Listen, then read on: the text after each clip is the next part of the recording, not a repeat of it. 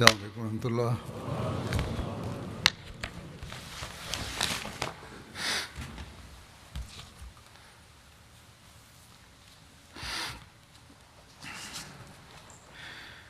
أشهد أن لا إله إلا الله وحده لا شريك له وأشهد أن محمدا عبده ورسوله أما بعد فأعوذ بالله من الشيطان الرجيم بسم الله الرحمن الرحيم الحمد لله رب العالمين الرحمن الرحيم مالك يوم الدين إياك نعبد وإياك نستعين اهدنا الصراط المستقيم صراط الذين أنعمت عليهم غير المغضوب عليهم ولا الضالين. ಇಂದು ನಾನು ಬನು ಮಸ್ತಲಕ್ ಅಥವಾ ಮುರೈಸಿ ಯುದ್ಧದ ಪ್ರಸ್ತಾಪ ಮಾಡುತ್ತೇನೆ. ಈ ಯುದ್ಧ ಯಾವಾಗ ನಡೆಯಿತು ಎಂಬುದರ ಬಗ್ಗೆ ಚರಿತ್ರಕಾರರಲ್ಲಿ ಭಿನ್ನಾಭಿಪ್ರಾಯವಿದೆ. ಕೆಲವರ ಪ್ರಕಾರ ಇದು ಹಿಜರಿ 6ರಲ್ಲಿ ಮತ್ತು ಇನ್ನು ಕೆಲವರ ಪ್ರಕಾರ ಹಿಜರಿ 4 ಅಥವಾ 5ರಲ್ಲಿ ಎಂದು ಹೇಳಲಾಗಿದೆ. ಆದರೆ ಹಜರತ್ ಮಿರ್ಜಾ ಬಶೀರ್ ಅಹ್ಮದ್ ರಲಿಯಲ್ಲಾಹು ಅನ್ಹು ಸಂಶೋಧನೆಯ ಪ್ರಕಾರ ಅದರ ತಾರೀಖು ಹಿಜರಿ 5 ಶುಆಬಾನ್ ತಿಂಗಳಲ್ಲಿ ಆಗಿತ್ತು ಎಂದು. ಈ ಯುದ್ಧ ಬನು ಖಜಾಅದ್ ಒಂದು ಶಾಖೆಯಾದ ಬನು ಮುಸ್ತಲಕ್ನೊಂದಿಗೆ ನಡೆದಿತ್ತು. ಆದ್ದರಿಂದ ಈ ಯುದ್ಧವನ್ನು ಮುಸ್ತಲಕ್ ಎಂದು ಕರೆಯಲಾಗುತ್ತದೆ. ಈ ಗೋತ್ರ ಮುರೈಸಿ ಎಂಬ ಹೆಸರಿನ ಒಂದು ಬಾವಿಯ ಸಮೀಪ ನೆಲೆಸಿತು. ಆದುದರಿಂದ ಯುದ್ಧದ ಮತ್ತೊಂದು ಹೆಸರು ಮುರೈಸಿಯ ಯುದ್ಧ ಎಂದಾಗಿದೆ. ಬನು ಮುಸ್ತಲಕ್ ಕುರೈಶಿಯರ ಮಿತ್ರಪಕ್ಷವಾಗಿತ್ತು. ನಾವು ಒಂದಾಗಿ ಕುರೈಶಿಯರ ಜೊತೆಗೆ ಇರುವೆವು ಎಂದು ಆ ಗೋತ್ರದವರು ಪ್ರತಿಜ್ಞೆ ಮಾಡಿದ್ದರು. ಇದೇ ಒಪ್ಪಂದದ ಪ್ರಕಾರ ಬನು ಮುಸ್ತಲಕ್ ಗೋತ್ರ ಉಹುದ್ ಯುದ್ಧದಲ್ಲಿನ ಕುರೈಶಿಯರ ಸೇನೆಯಲ್ಲಿ ಭಾಗಿಯಾಗಿತ್ತು. ಬನು ಮುಸ್ತಲಕ್ ಗೋತ್ರ ಇಸ್ಲಾಮಿನ ವಿರೋಧದಲ್ಲಿ ಮಿತಿಮೀರಿದ್ದರು ಎಂಬುದಾಗಿತ್ತು ಈ ಯುದ್ಧದ ಒಂದು ಕಾರಣ. ಅವರಿಗೆ ಕುರೈಶಿನ ಸತ್ಯ ನಿಷೇಧಿಗಳ ಪೂರ್ಣ ಬೆಂಬಲ ಮತ್ತು ಸಹಾಯ ಲಭಿಸಿತ್ತು. ಉಹುದ್ ಯುದ್ಧದಲ್ಲಿ ಮುಸ್ಲಿಮರ ವಿರುದ್ಧ ಹೋರಾಟದಲ್ಲಿ ಭಾಗಿಯಾಗಿದ್ದ ಕಾರಣದಿಂದ ಈಗ ಅವರು ಬಹಿರಂಗವಾಗಿಯೇ ಮುಸ್ಲಿಮರ ವಿರುದ್ಧ ಯುದ್ಧ ನಡೆಸಲು ಇಳಿದಿದ್ದರು ಮತ್ತು ಅವರ ದ್ರೋಹಗಳು ಬಹಳಷ್ಟು ವರ್ಧಿಸಿದವು. ಮತ್ತೊಂದು ಕಾರಣವೆಂದರೆ ಮಕ್ಕಾದಿಂದ ಹೊರಡುವ ಹೆದ್ದಾರಿಯಲ್ಲಿ ಬನು ಮುಸ್ತಲಿಕ್ ಗೋತ್ರದ ನಿಯಂತ್ರಣವಿತ್ತು. ಈ ಜನರು ಮಕ್ಕಾದಲ್ಲಿ ಮುಸ್ಲಿಮರ ಪ್ರದೇಶವನ್ನು ತಡೆಯಲಿಕ್ಕಾಗಿ ಸದೃಢವಾದ ತಡೆಯನ್ನು ಉಂಟುಮಾಡುತ್ತಿದ್ದರು. ಮೂರನೆಯ ಮುಖ್ಯವಾದ ಕಾರಣವೇನೆಂದರೆ ಬನು ಮುಸ್ತಲಿಕಿನ ಸರದಾರ ಹಾರಿಸ್ ಬಿನ್ ಅಬಿ ಜರಾರ್ ಸಮುದಾಯ ಮತ್ತು ಅರಬಿಯ ನಿವಾಸಿಯಾದ ಹಜರತ್ ಪೈಗಂಬರ್ ಸಲ್ಲಲ್ಲಾಹು ಅಲೈಹಿ ವಸಲ್ಲಮರ ವಿರುದ್ಧ ಯುದ್ಧ ಮಾಡಲಿಕ್ಕಾಗಿ ಸಿದ್ಧಗೊಂಡಿದ್ದನು ಮತ್ತು ಮದೀನಾದಿಂದ 96 ಮೈಲು ದೂರದಲ್ಲಿರುವ ಒಂದು ಪ್ರದೇಶದಲ್ಲಿ ಸೇನೆಯನ್ನು ಒಟ್ಟುಗೂಡಿಸಲು ಆರಂಭಿಸಿದ್ದನು. ಹಜರತ್ ಮಿರ್ಜಾ ಬಶೀರ್ ಅಹ್ಮದ್ ಸಾಹೇಬ್ ರಲಿಯಲ್ಲಾಹು ಅನ್ಹು ಸೀರತುಲ್ ಖಾತಮುನ್ ನಬಿಯೀನ್ ಈ ಕುರಿತು ಹೀಗೆ ಬರೆದಿರುವರು: ಕುರೈಶಿಯರ ವಿರೋಧ ದಿನೇ ದಿನೇ ಹೆಚ್ಚು ಅಪಾಯಕಾರಿ ಸ್ಥಿತಿಗೆ ತಲುಪಿತು. ಅವರು ತಮ್ಮ ಕುತಂತ್ರಗಳಿಂದ ಅರೇಬಿಯಾದ ಗೋತ್ರಗಳು ಇಸ್ಲಾಮಿನ ಸ್ಥಾಪಕರ ವಿರುದ್ಧ ನಿಲ್ಲಿಸಿದ್ದರು. ಆದರೆ ಈಗ ಅವರ ವಿರೋಧ ಒಂದು ಹೊಸ ಅಪಾಯವನ್ನು ಉಂಟುಮಾಡಿತು. ಅದೇನೆಂದರೆ ಮುಸ್ಲಿಮರೊಂದಿಗೆ ಉತ್ತಮ ಸಂಬಂಧಗಳನ್ನು ಹೊಂದಿದ್ದ ಅರೇಬಿಯಾದ ಕೆಲವು ಗೋತ್ರಗಳೂ ಕೂಡ ಕುರೈಶಿಯರ ಪಿತೂರಿಯಿಂದ ಮುಸ್ಲಿಮರ ವಿರುದ್ಧ ಏಳಲು ಆರಂಭಿಸಿದವು.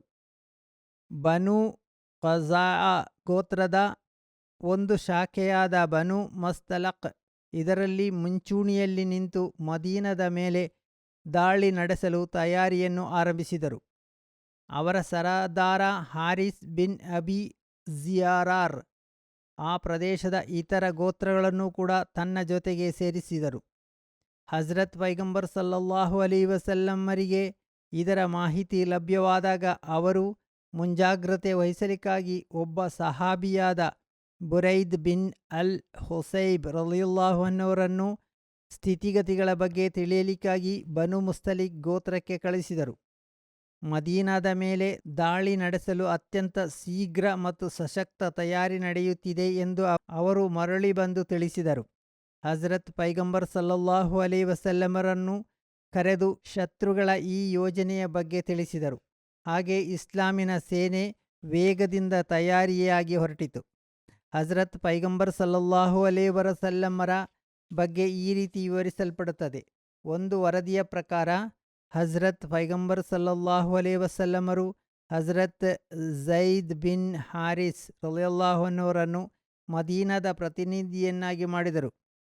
ಆದರೆ ಇಬ್ನು ಹಿಶಾಮ್ ಹಜರತ್ ಅಬುದರ್ ಗಫಾರಿ ರಲಿಯಲ್ಲಾಹು ಅನ್ನರ ಹೆಸರನ್ನು ಪ್ರಸ್ತಾಪಿಸಿದ್ದಾರೆ. ಅದೇ ರೀತಿಯಲ್ಲಿ ಹಜರತ್ ನುಮೈಲಾ ಬಿನ್ ಅಬ್ದುಲ್ಲಾಹ್ ರಲಿಯಲ್ಲಾಹು ಅನ್ನವರ ಹೆಸರು ಕೂಡ ಹೇಳಲಾಗುತ್ತದೆ. ಅಂತೂ ಸೇನೆ ಹೊರಟಿತು. ಇಸ್ಲಾಮಿನ ಸೇನೆ 700 ಜನರನ್ನು ಹೊಂದಿತು. ಹಜರತ್ ಪೈಗಂಬರ್ ಸಲ್ಲಲ್ಲಾಹು ಅಲೈಹಿ ವಸಲ್ಲಂ ಹಿಜರಿ 5 ಶಅಬಾನ್ ತಿಂಗಳ 2ನೇ ತಾರೀಕು ಸೋಮವಾರದಂದು ಮದೀನದಿಂದ ಬನು ಮುಸ್ತಲಿಕ್ ಕಡೆಗೆ ಹೊರಟಿತು. ಹಜರತ್ ಮಸ್ಊದ್ ಬಿನ್ ಹುನೈದ್ ರಲಿಯಲ್ಲಾಹು ಅನ್ಹು ಮಾರ್ಗದ ಗೈಡ್ ಆಗಿದ್ದರು. ಇದರ ಬಗ್ಗೆ ಇನ್ನಷ್ಟು ವಿವರಣೆ ಹೀಗಿದೆ. ಹಜರತ್ ಪೈಗಂಬರ್ ಸಲ್ಲಲ್ಲಾಹು ಅಲೈಹಿ ವಸಲ್ಲಮರ ಜೊತೆಗೆ ಅನೇಕ ಕಪಟ ವಿಶ್ವಾಸಿಗಳು ಕೂಡ ಹೊರಟಿದ್ದರು. ಅವರು ಇದಕ್ಕಿಂತ ಮುಂಚೆ ಈ ರೀತಿ ಯಾವುದೇ ಯುದ್ಧಕ್ಕೆ ಹೊರಟಿರಲಿಲ್ಲ. ಅವರ ಉದ್ದೇಶ ಯುದ್ಧ ಮಾಡುವುದಾಗಿರಲಿಲ್ಲ.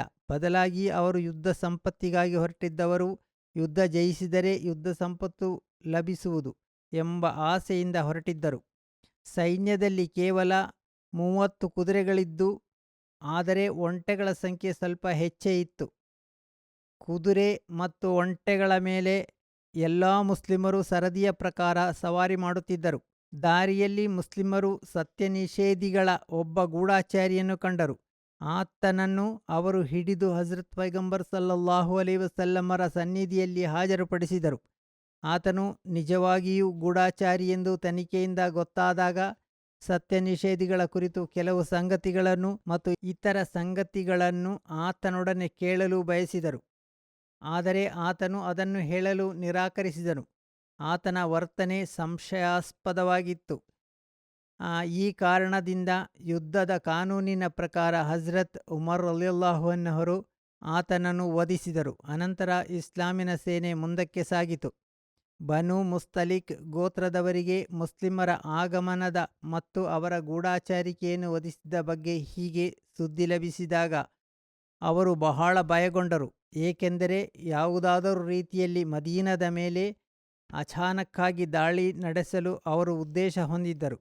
ಆದರೆ ಹಜರತ್ ಪೈಗಂಬರ್ ಸಲ್ಲಲ್ಲಾಹು ಅಲೈಹಿ ವಸಲ್ಲಮರ ಜಾಗೃತಿ ಮತ್ತು ಸೂಕ್ಷ್ಮ ಬುದ್ಧಿಯ ಕಾರಣದಿಂದ ಈಗ ಅವರಿಗೆ ಲಾಭದ ಬದಲಾಗಿ ನಷ್ಟವೇ ಉಂಟಾಯಿತು. ಅವರು ಬಹಳ ಭಯಗೊಂಡು ಮತ್ತು ಅವರ ಸಹಾಯ ಒಟ್ಟು ಸೇರುತ್ತಿದ್ದ ಇತರ ಗೋತ್ರಗಳು ಕೂಡ ದೈವಿಕ ಸ್ವಾಧೀನದಿಂದ ಎಷ್ಟು ಭಯಗೊಂಡರು ಎಂದರೆ ಬೇಗನೆ ಅವರ ಜೊತೆಯಲ್ಲಿ ಬಿಟ್ಟು ತಮ್ಮ ಮನೆಗಳಿಗೆ ಹಿಂದಿರುಗಿದರು. ಅವರು ಬನು ಮುಸ್ತಲಿಕರಿಗೆ ಕುರೈಶಿಗಳು ಮುಸ್ಲಿಮರೊಂದಿಗೆ ಶತ್ರುತ್ವವನ್ನು ಎಷ್ಟು ಉಂಟು ಮಾಡಿದ್ದರು ಎಂದರೆ ಅವರು ಯುದ್ಧ ಮಾಡುವ ಉದ್ದೇಶದಿಂದ ಹಿಂದೆ ಸರಿಯುವಲ್ಲಿ ಮತ್ತು ಪೂರ್ತಿ ಸಿದ್ಧತೆಗಳೊಂದಿಗೆ ಇಸ್ಲಾಮಿನ ಸೇನೆಯನ್ನು ಎದುರಿಸಲು ಸನ್ನದ್ಧರಾಗಿದ್ದರು. ಹಜರತ್ ಪೈಗಂಬರ್ ಸಲ್ಲಲ್ಲಾಹು ಅಲೈಹಿ ವಸಲ್ಲಂ ಮುರೈಸಿಯಾ ತಲುಪಿದಾಗ ಅವರಿಗೆ ಚರ್ಮದ ಡೇರೆಯನ್ನು ಹಾಕಲಾಯಿತು. ಹಜರತ್ ಆಯಿಷಾ ರಲಿಯಲ್ಲಾಹು ಅನ್ಹರು ಅವರ ಜೊತೆಗೆ ಇದ್ದರು. ಹಜರತ್ ಪೈಗಂಬರ್ ಸಲ್ಲಲ್ಲಾಹು ಅಲೈಹಿ ವಸಲ್ಲಮರ ಸೇನಾ ಪಂಕ್ತಿಯನ್ನು ಸರಿಪಡಿಸಿದರು. ಮುಹಾಜಿರರ ಧ್ವಜವನ್ನು ಹಜರತ್ ಅಬೂಬಕರ್ ರಲಿಯಲ್ಲಾಹು ಅನ್ಹರಿಗೆ ನೀಡಲಾಯಿತು. ಹಜರತ್ ಅಮ್ಮಾರ್ ಬಿನ್ ಯಾಸಿರ್ ರಲಿಯಲ್ಲಾಹು ಅನ್ಹರಿಗೆ ಧ್ವಜ ನೀಡಲಾಗಿತ್ತು ಎಂದು ಮತ್ತೊಂದು ಹೇಳಿಕೆ ಇದೆ. ಅನ್ಸಾರರ ಧ್ವಜವನ್ನು ಹಜರತ್ ಸಅದ್ ಬಿನ್ ಉಬಾದ್ ರಲಿಯಲ್ಲಾಹು ಅನ್ನವರಿಗೆ ನೀಡಲಾಯಿತು. ಹಜರತ್ ಪೈಗಂಬರ್ ಸಲ್ಲಲ್ಲಾಹು ಅಲೈಹಿ ವಸಲ್ಲಂ ಹಜರತ್ ಉಮರ್ ರಲಿಯಲ್ಲಾಹುನೊಡನೆ ಶತ್ರುಗಳು ಮುಂದೆ ಹೀಗೆ ಘೋಷಿಸಲು ಆದೇಶ ನೀಡಿದರು: ಎಲೈ ಜನರೇ, ಅಲ್ಲಾಹನೇ ಆರಾಧನೆಗೆ ಅರ್ಹನು, ಬೇರೆ ಯಾರೂ ಇಲ್ಲ. ಆತನ ಮೂಲಕ ತನ್ನ ಜೀವಗಳನ್ನು ಮತ್ತು ಸಂಪತ್ತನ್ನು ಸಂರಕ್ಷಿಸಿರಿ. ಹಜರತ್ ಉಮರ್ ರಲಿಯಲ್ಲಾಹು ಅನ್ಹು ಹಾಗೆ ಮಾಡಿದರು. ಆದರೆ ಮುಶ್ರಿಕರು ನಿರಾಕರಿಸಿದರು. ಸ್ವಲ್ಪ ಸಮಯ ಬಿಲ್ಲುಗಾರಿಕೆ ನಡೆಯಿತು. ಮೊದಲು ಬಾಣಗಳನ್ನು ಮುಶ್ರಿಕರ ಒಬ್ಬ ವ್ಯಕ್ತಿ ಎಸೆದನು. ಮುಸ್ಲಿಮರು ಕೂಡ ಸ್ವಲ್ಪ ಸಮಯ ಬಿಲ್ಲುಗಾರಿಕೆ ನಡೆಸಿದರು. ಅನಂತರ ದಾಳಿ ನಡೆಸಲು ಹಜರತ್ ಪೈಗಂಬರ್ ಸಲ್ಲಲ್ಲಾಹು ಅಲೈಹಿ ವಸಲ್ಲಮರು ಸಹಾಬಿಯರಿಗೆ ಅನುಮತಿ ನೀಡಿದರು. ಅವರು ಒಟ್ಟಾಗಿ ದಾಳಿ ನಡೆಸಿದರು. ಮುಶ್ರಿಕರಲ್ಲಿ ಯಾರಿಗೆ ಪರಾರಿಯಾಗಲು ಸಾಧ್ಯವಾಗಲಿಲ್ಲ. ಅವರಲ್ಲಿ 10 ಜನರು ವಧಿಸಲ್ಪಟ್ಟವರು. ಉಳಿದವರನ್ನು ಬಂಧಿಸಲಾಯಿತು.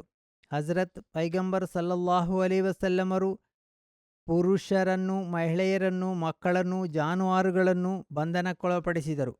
ಹಜರತ್ ಮಿರ್ಜಾ ಬಶೀರ್ ಅಹ್ಮದ್ ಸಾಹೇಬ್ ರಲಿಯಲ್ಲಾಹು ಅನ್ಹು ಇದರ ಬಗ್ಗೆ ಹೀಗೆ ವಿವರಣೆ ನೀಡಿದರು: ಹಜರತ್ ಪೈಗಂಬರ್ ಸಲ್ಲಲ್ಲಾಹು ಅಲೈಹಿ ವಸಲ್ಲಂ ಮುರೈಸಿಯಾ ತಲುಪಿದಾಗ ಡೇರೆ ಹಾಕಲು ಆದೇಶ ನೀಡಿದರು. ಸೇನಾ ಪಂಕ್ತಿಗಳನ್ನು ಸರಿಪಡಿಸಿ ಧ್ವಜಗಳನ್ನು ವಿತರಿಸಿ ನಂತರ ಹಜರತ್ ಪೈಗಂಬರ್ ಸಲ್ಲಲ್ಲಾಹು ಅಲೈಹಿ ವಸಲ್ಲಮರ ಆದೇಶದ ಪ್ರಕಾರ ಹಜರತ್ ಉಮರ್ ಬನು ಮುಸ್ತಲಿಕ್ ಗೋತ್ರದಲ್ಲಿ ಹೀಗೆ ಘೋಷಣೆ ಮಾಡಿದರು: ಈಗಲಾದರೂ ಇಸ್ಲಾಮಿನ ಶತ್ರುತ್ವದಿಂದ ಬಿಟ್ಟು ನಿಂತು ಹಜರತ್ ಪೈಗಂಬರ್ ಸಲ್ಲಲ್ಲಾಹು ಅಲೈಹಿ ವಸಲ್ಲಮರ ಅಧಿಕಾರವನ್ನು ಒಪ್ಪಿಕೊಂಡರೆ ನಿಮಗೆ ಅಭಯ ನೀಡಲಾಗುವುದು ಮತ್ತು ಮುಸ್ಲಿಮರು ಮರಳಿ ಹೋಗುವರು. ಆದರೆ ಅವರು ಅದನ್ನು ಶಕ್ತವಾಗಿ ನಿರಾಕರಿಸಿದರು ಮತ್ತು ಯುದ್ಧದ ತಯಾರಾದರು. ಎಷ್ಟೆಂದರೆ ಈ ಯುದ್ಧದಲ್ಲಿ ಚಲಾಯಿಸಲಾದ ಮೊದಲ ಬಾಣ ಅವರ ವ್ಯಕ್ತಿಯಿಂದಲೇ ಆಗಿತ್ತು. ಹಜರತ್ ಪೈಗಂಬರ್ ಸಲ್ಲಲ್ಲಾಹು ಅಲೈಹಿ ವಸಲ್ಲಮರು ಸ್ಥಿತಿಯನ್ನು ನೋಡಿದಾಗ ಅವರೂ ಕೂಡ ಸಹಾಬಿಯರೊಡನೆ ಹೋರಾಡಲು ಆದೇಶ ನೀಡಿದರು. ಸ್ವಲ್ಪ ಸಮಯ ಉಭಯ ಪಕ್ಷಗಳ ನಡುವೆ ಶಕ್ತವಾದ ಬಿಲ್ಲುಗಾರಿಕೆ ನಡೆಯಿತು. ಅನಂತರ ಒಂದೇ ಸಮನೆ ದಾಳಿ ನಡೆಸಲು ಹಜರತ್ ಪೈಗಂಬರ್ ಸಲ್ಲಲ್ಲಾಹು ಅಲೈಹಿ ವಸಲ್ಲಮರು ಸಹಾಬರಿಗೆ ಆದೇಶ ನೀಡಿದರು. ಈ ಅಚಾನಕ್ಕಾದ ಹಲ್ಲೆಯ ಕಾರಣದಿಂದ ಸತ್ಯನಿಷೇಧಿಗಳ ಹೆಜ್ಜೆ ಅಸ್ಥಿರಗೊಂಡಿತು. ಆದರೆ ಮುಸ್ಲಿಮರು ಎಷ್ಟು ಹುಷಾರಾಗಿ ಅವರನ್ನು ಸುತ್ತುವರಿದರು ಎಂದರೆ ಪೂರ್ತಿ ಕೊಂಬು ಸುತ್ತುವರಿಯಲ್ಪಟ್ಟು ಆಯುಧಗಳನ್ನು ಕೆಳಗೆ ಹಾಕಲು ನಿರ್ಬಂಧಿತರಾದರು. ಕೇವಲ 10 ಸತ್ಯನಿಷೇಧಿಗಳು ಮತ್ತು ಒಬ್ಬ ಮುಸ್ಲಿಮನು ವಧೆಯೊಂದಿಗೆ ಆ ಅಪಾಯಕರ ಸ್ಥಿತಿ ತಲುಪಬಹುದಾಗಿದ್ದ ಯುದ್ಧ ಕೊನೆಗೊಂಡಿತು. ಈ ವಿಷಯ ಮುಂದುವರಿಯುವುದು ಇನ್ಶಾ ಅಲ್ಲಾಹ್. ಇಂದು ಮೊಹರಂ ಸಂಬಂಧವಾಗಿ ದುವಾದ ಕಡೆಗೆ ಗಮನ ಸೆಳೆಯಲು ಬಯಸುತ್ತೇನೆ. ಅದು ದೌರ್ಜನ್ಯ ಮತ್ತು ಬರ್ಬರ ಕಟ್ಟಕಡೆಯ ಎಲ್ಲರನ್ನೂ ದಾಟಿದ ಒಂದು ವೇದನಾಜನಕ ಘಟನೆಯಾಗಿತ್ತು.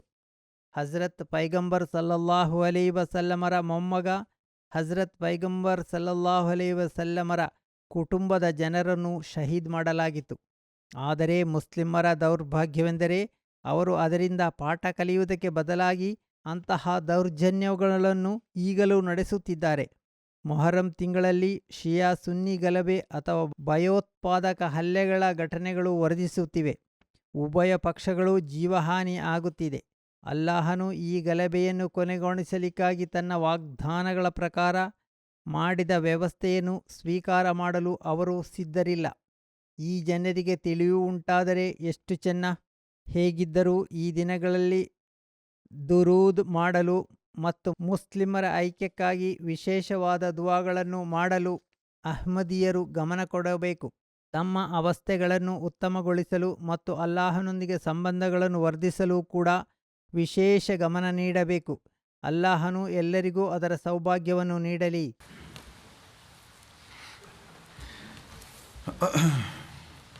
ಅಲ್ಹಮ್ದುಲಿಲ್ಲಾಹ್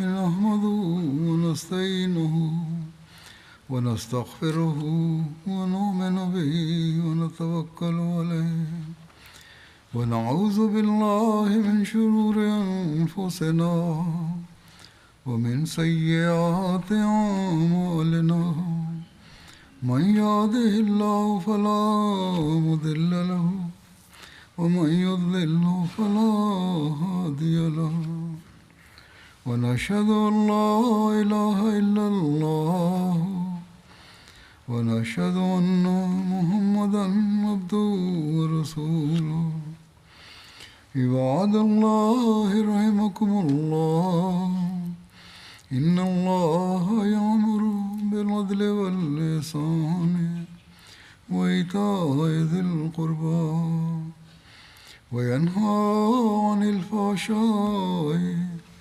والمنكر والبغي يعظكم لعلكم تذكرون اذكروا الله يذكركم وادعوه يستجب لكم ولذكر الله أكبر